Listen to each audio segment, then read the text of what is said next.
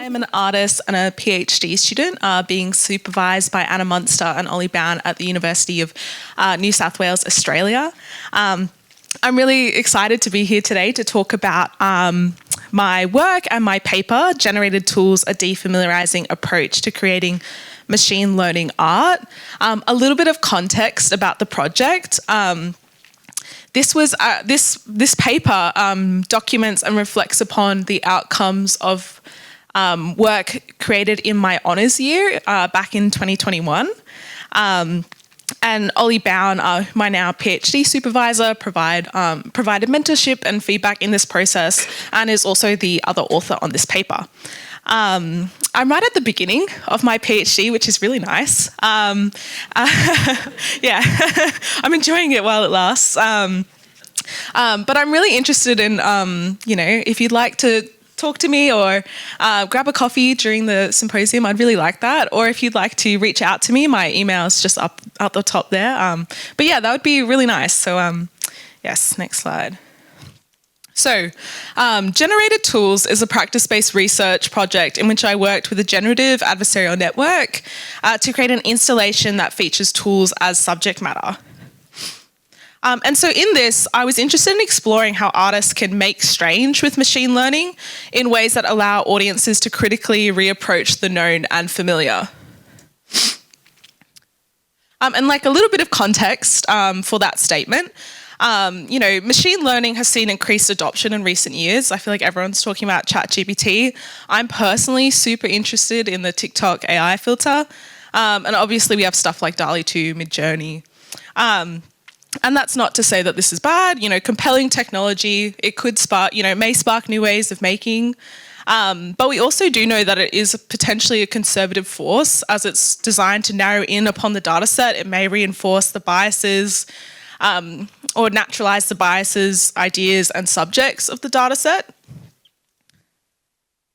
And I guess that's sort of like the tension that I'm really interested in both in this work and my PhD, is this idea that while this reliance upon the data set may pose risk if we engage uncritically, it also may present an opportunity for artists to disrupt, explore, and denaturalize the known or the subject of the data set. And so I'm sort of framing this idea of making strange or disrupting the data set through the idea of defamiliarization.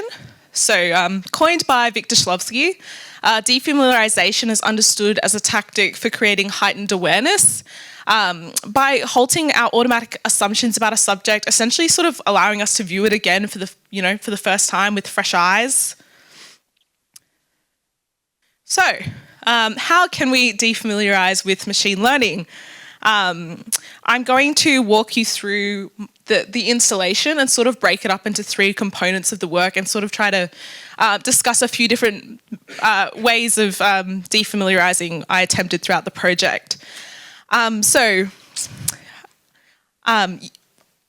data set I used to train the StyleGAN 2 was images taken from the Bunnings Warehouse website, which is like an iconic Australian hardware store. And those were images of hand tools that I took to train the StyleGAN 2. And using that trained StyleGAN 2, I generated a bunch of images which were then turned into 3D prints of tools, projected 2D latent spacewalk videos, and doctored Bunnings Warehouse product catalogues. And you can kind of see on that tool wall, half of it's 3D prints and half of it is like 2D projected tools. So the 3D prints. The 3D prints were created by generating images with StyleGAN 2, sort of selecting the ones that, I found to hold the most interest. Visually, the ones that sort of stepped the most away from tools. And then I used Autodesk, Maya, and Mudbox to 3D model these. I tried to follow the images closely, but also recognize the inherent role of interpretation from moving from 2D to 3D. And so my goal with these 3D prints was sort of testing out two things. One was this idea of using machine learning to generate, images of tools that have no assigned functionality. And what I mean by that is when the StyleGAN 2 is attempting to generate images, it's attempting to recreate the underlying structural logic of the data set. So we can expect it to generate images that sort of look like tools. But when you and I, everyone in this room think about tools, we don't just think about like what tools look like. We kind of have a concept of tools as like a worldly object. We have an idea of how tools are used, who uses tools, like where they belong in the house. So I was sort of interested in engaging in like this difference in structural logics and how we approach tools, and whether the creation of these useless tools actually brings the use of tools to the foreground. And then secondly, I was interested in the actual process of moving from 2D to 3D, and whether the 3D printed nature of the tools, both in creating like these strange topological textures, which you can see in the close-up image, but also just like creating these tools that were super lightweight and, very flimsy and very opposite to how we sort of associate these rubbery, hard, heavy, and here you can see them being held. And what was quite interesting is when people would approach the work, typically their first step one, pick up the tool, try to figure out like what's the handle, what's the doing end versus the holding end. And then step two is to assign a use for the tool, like some really mundane and then some really out there. And sort of this like transition from like automatically, oh yeah, I know what that tool does, to this like place of speculation. That's sort of what I was interested in engaging as like a concept of defamiliarization. All right, we'll see if these play. Oh yeah, great. So next was the latent spacewalk videos. These were created by sampling the latent space of the StyleGAN2 model and then incrementally and then turning that into an animation. So you get these sort of fluid animation videos where we're moving moving between these different shapes. And in this, I was sort of interested in whether this like visual indeterminacy or this fluidity sort of like opens up the space once again for reinterpreting the tools. Go to my next slide.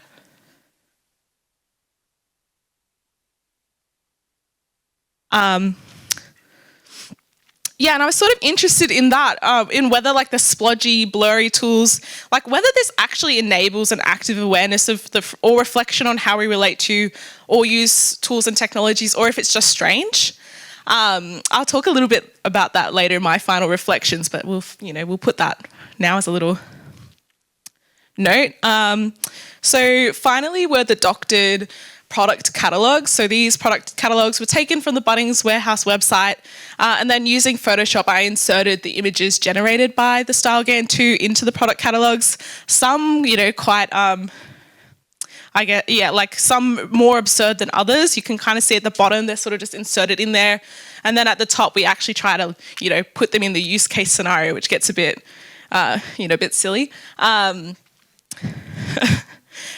in this, like kind of in this appropriation, all this absurdity, I was interested in creating like this double take experience where people, like product catalogs are usually just something in the periphery, you walk by them, maybe you pick it up. But these product catalogs, at first glance, they look kind of normal, like maybe if you weren't paying that close attention, just a normal product catalog. But when you look deeper, you kind of find these strange tools. And I was interested in whether that like strangeness opens up a curiosity that might actually help us be more critical about what other messages are being naturalized in the product catalog. Bunnings Warehouses, we can see here, we've got the thank you gifts for every dad. So I was sort of interested in whether like this messaging around Father's Day becomes any less natural or familiar through the introduction of the generated tools. 10 minutes left. Lots of times for questions. So to leave you on some final reflections, I think something that still needs to be resolved, or I'm still really interested in, is moving like beyond strange, and actually using machine learning in ways that kind of creates these experiences for audience to actually actively reflect on the, on the subject matter. And I think, especially machine learning that generates images becoming very common, very easy to use. And it's sort of that relationship of like, this is what I want. I want a cat. You gave me a cat. I'm good to go. I'm sort of interested in like, how can we shift that so that, the actual cat comes into question?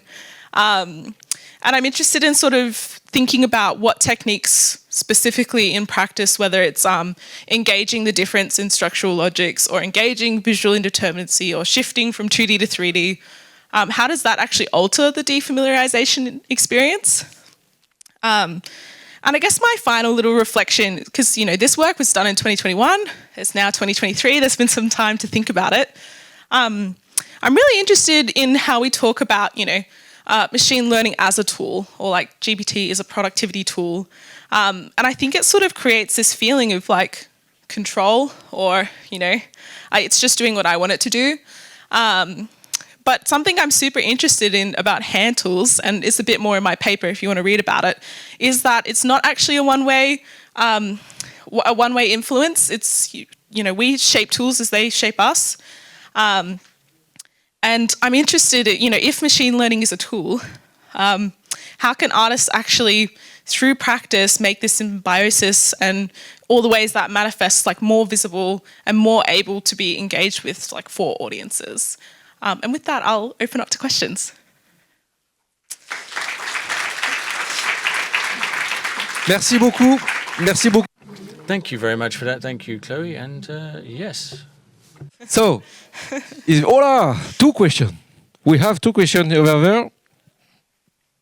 Okay, so thanks for a stimulating talk. And I was strongly reminded of work by Jacques Karelman. I don't know if you're familiar with that. He published a catalog of objets introuvables, so unfindable objects, classic of, I guess, design classic. So have you seen that? Or? No, I haven't. Well, you have to look at that. It sounds interesting. There's a very strong resonance with what you've done, but it was an artist's conception of tools that do not exist, but kind of play on the affordances of the tools that we use every day, and turn them into something that make you think about what a tool is. Yeah. And so I strongly recommend looking at that. But maybe more generally, have you thought about how the objects you're generating, how they have affected the affordances? So some of them look just like, say, for example, there's something that looks like a badly designed knife or a broken knife. So the affordances would be similar to the original knife. But are there cases where you've generated new affordances, or maybe affordances that you hadn't thought of? Yeah, that's really interesting. I kind of have 2 responses. Firstly, one, it was really interesting to sort of see how like other people interpreted the tools and sort of maybe like created new affordances that I hadn't expected. And secondly, actually what was like really interesting in the process is actually when like the 3D prints failed and how that actually sort of created some new affordances. I didn't have, it's not in the presentation, but one of my favorite things is, the 3D printer, it got kind of semi-clogged, so only half the layers were printing. So then it actually kind of created this tool that you could like almost crunch like scissors. And it was really sort of interesting, like how even just that unexpected process sort of changed this tool. And that was, it's almost semi-like pliers. So it was sort of then these pliers that, you could squeeze together, but nothing happened. So maybe it's just like a good stress relief tool then. Right, but sort of going beyond that, that's sort of an affordance you would find in another everyday object, but say generating affordances that don't exist in the tools that we are familiar with. Yeah. It's something that I kind of wanted to do more with, and sort of like actually put it in a situation of, in a gallery context of here are all the tools, like do something with them. But I never quite got to that step, but I think that would be really interesting to explore. On avait une autre question, monsieur devant. We have another question from the gentleman in front there, and I see a third question in the back. I think there's a great opportunity in the iterative process of going from normal tool to wacky, and then another step further. And so, given that AI tools take in image prompts and text prompts, description could be a really important component of the process. Yeah, actually, at the start of this year, I was playing around with essentially, recreating the work, but with something like DALL-E 2 or, generating descriptions. And that was sort of interesting because having no control over the data set, then it had an extremely gendered sort of lens where you could generate like man tools and then it would generate woman tools, which were like cleaning products. So like even that was kind of interesting to document and sort of, once again, that idea of recreating ideas or biases in the data set. It's interesting how even like something like tools can, kind of create that engagement. So I think the big challenge with text prompts is the degree of detail and possibly length of description that could be tested as a way to just see how the outcome results. Let's say if you put in a long phrase and then you start to move the words around, there's a kind of sequencing process involved. Yeah. So anyways. No, definitely. Yeah. Thank you. Merci. Il y avait une main levée là-bas. Thank you. We had another question in the back. Madam, I'm sorry we won't have time to get to you, but just to point you out there, you should definitely meet up. Perspective of a NARM-based Bunnings dyke, I could call myself. Have you explored engaging with Bunnings on this project and taken the catalogue into the aisles and asked staff to locate products for you? That's such a good idea. That's next step. That would be so fun. I also really wanted to create, I find the Bunnings Warehouse TV ads really funny as well. Even the jingle, so much stuff to be done there. I think also this was a COVID baby work, so I think it would be even when I first presented it, people couldn't even touch the tool. So I think kind of in this new sort of normal, it'd be really interesting to kind of come back to it and see. Yeah, go into Bunnings, put my tools on the rack, see what happens. Merci beaucoup, Chloé McFadden. Thank you very much, Chloé McFadden.